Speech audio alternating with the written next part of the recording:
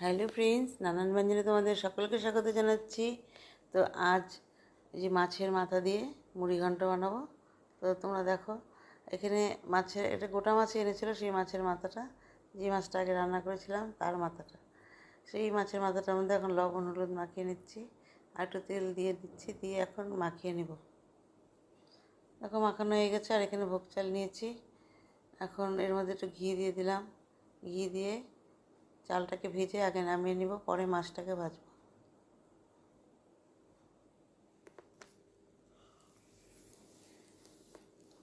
তো ঘিটাকে দিয়ে এখন আমি এখানে ভোগ চালটাকে ভেজে নিচ্ছি।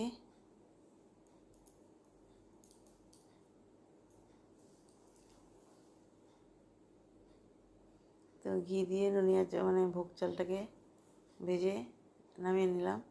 এখন মাছের মাথাগুলোকে ভেজে নিচ্ছি। দেখো ভাজা হয়ে গেছে, নামিয়ে নিচ্ছি। আর এখন লঙ্কা আর আদা পেস্ট করে নেব।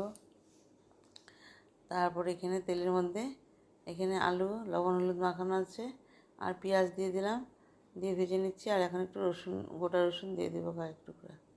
তো কয়েক টুকরা গোটা রসুন দিয়ে দিলাম ছুলে।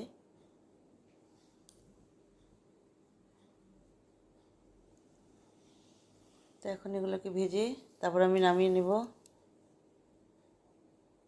দেখো ভেজে নামিয়ে নিয়েছি। এখন ওই তেলের মধ্যে এলাচ দারচিনি লং সব দিয়ে দিলাম, তেজপাতা দিয়ে এখন এর মধ্যে আদা আর কাঁচা লঙ্কার পেস্টটা দিয়ে দিলাম। আদা কাঁচা লঙ্কা পেস্টটা ভেজে নিচ্ছি। এখন এখানে পেঁয়াজের পেস্ট দিয়ে দিলাম।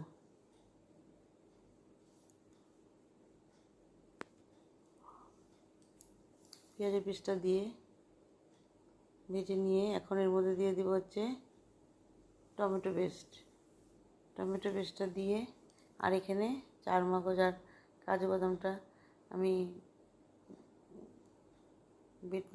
মিক্সচারে পেস্ট করে নিয়েছি, নিয়ে এটা দিয়ে দিলাম।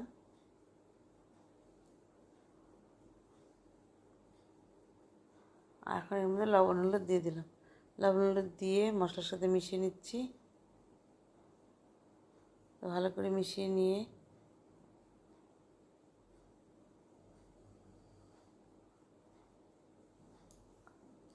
তো এখন এর মধ্যে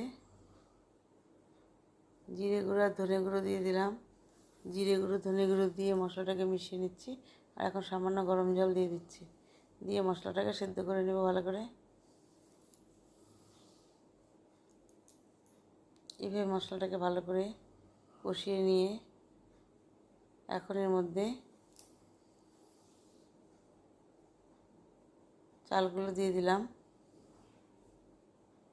বাকি চালটুকুনো দিয়ে দেব, দিয়ে এখন ভালো করে মিশিয়ে নিচ্ছি।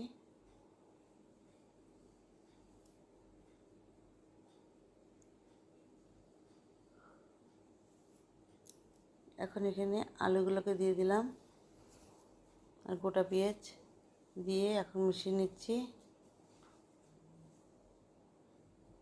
আর এখন এর মধ্যে মাছের মাথাটাকে দিয়ে দিলাম। মাছের মাথাটাকে দিয়ে এখন মশলার সাথে ভালো করে কষিয়ে নেব। ভোগ চাল আর আলুর সাথে মাছের মাথাটাকে ভালো করে মিশিয়ে নিচ্ছি। এভাবে ভালো করে মিশিয়ে নিয়ে একটু শুকনো লঙ্কার গুঁড়ো না, এটা হচ্ছে কাশ্মীরি লাল লঙ্কার গুঁড়ো দিয়ে এইভাবে ভালো করে মিশিয়ে নিয়েছি। নিয়ে এখন এখানে সামান্য পরিমাণে জল দিয়ে দেবো, কারণ চালটা তো সিদ্ধ হতে হবে। জল দিয়ে এখন ভালো করে মিশিয়ে নিয়ে সিদ্ধ হয়ে গিয়েছিল, আমি ঢেকে রেখেছিলাম। তো এখন এর মধ্যে অল্প সামান্য ধনেপাতা দিয়ে একদম মিশিয়ে নেব।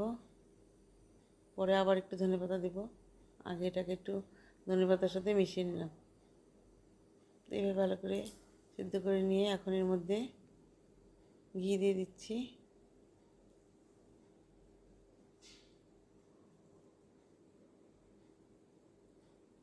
এবারে এই ঘিটা এনেছে, আমি বলছি এই ঘিটা নাও, এটা সেন্ট বেশ ভালো। আর ঘিটা ভালো হয়তো, এতদিন তো ওই ঘিটা খেয়েছি গোবর্ধন, তো এবার এই ঘিটা আনা হয়েছে। এখন এইভাবে ভালো করে মিশিয়ে নিচ্ছি। মিশিয়ে নিয়ে আমার রান্নাটা প্রায় কমপ্লিট হয়ে গেল। তো নতুন বন্ধুরা তোমরা যদি দেখে থাকো প্লিজ একটু কমেন্টস করবে ও সাবস্ক্রাইব করে অবশ্যই পাশে আসবে। আমিও তোমাদের পাশে থাকবো। আর হচ্ছে পুরনো বন্ধুরা তোমরা পাশে থেকো। এভাবে আমার মুড়িঘণ্ট রান্নাটা হয়ে গেল। আর তোমরা যদি আরও অন্যভাবে রান্না করে থাকো তাহলে অবশ্যই জানাবে। এখন একটু কাঁচা লঙ্কা ফেলে দিয়ে দিলাম, দিয়ে এখন এর মধ্যে আরেকটু ধনেপাতা উপর দিয়ে দিয়ে নিয়ে আমি না এখন এটাকে নামিয়ে নেব। তো এইভাবে আমার রান্নাটা উনানটা অফ করে দিচ্ছি। আমার রান্নাটা শেষ হয়ে গেল।